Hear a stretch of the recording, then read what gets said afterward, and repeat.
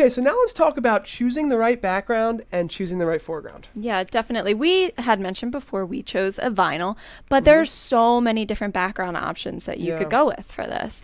What were some that we were just tossing around? Yeah, so I mean, there's chalk paint.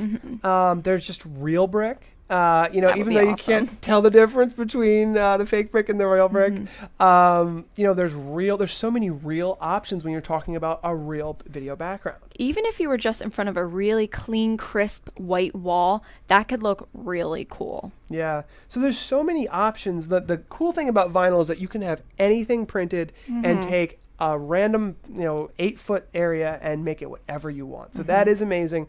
But if you need to save on budget, just think about making sure that your background reinforces your message. What we're really trying to do here is create a space that's going to make all of your videos in the future look good.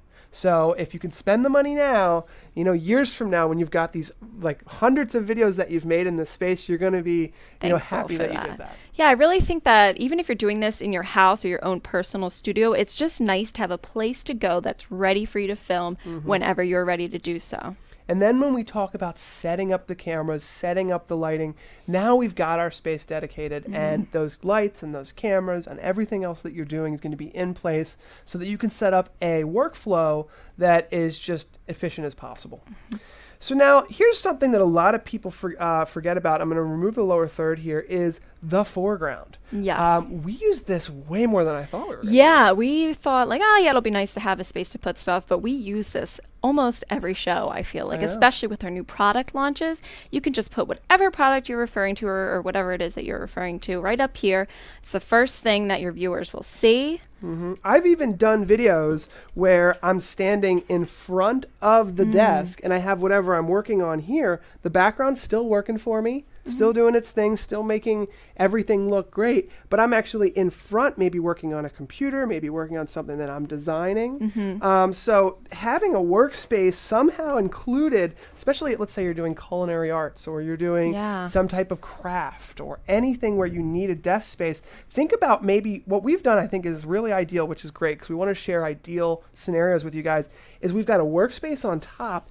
And then you guys have no idea that there's keyboards and mice. And I keep my laptop down here. All kinds of different things below. So we're going to show you this. Hopefully we'll clean it up a little, show you guys what this looks like.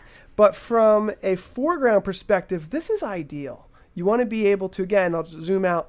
We've turned a conference room into a broadcast space. So we wanted to look clean from the top. As you can kind of see here, it's a nice white table that looks clean. It pops off the background.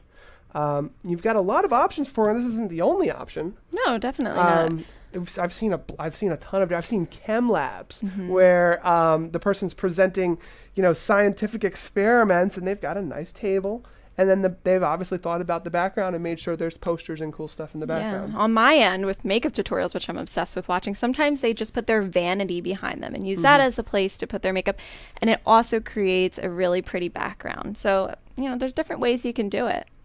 Yeah, so don't forget about the foreground. Obviously, you got tons of stuff for the background.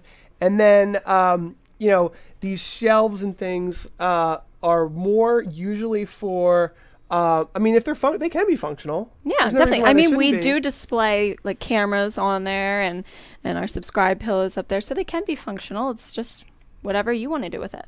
Yeah. So that's exactly right. So whatever fits we're just trying to give you guys ideas. And I hope that some of these ideas are going to help you along the way of building a place where you can make incredible videos for a long time to come. Talk to you guys soon. Click to watch another exciting PTZOptics video. And don't forget to subscribe. Tune in Fridays at 11 a.m. Pacific, 2 p.m. Eastern to join our live show with new industry experts interviewed every week.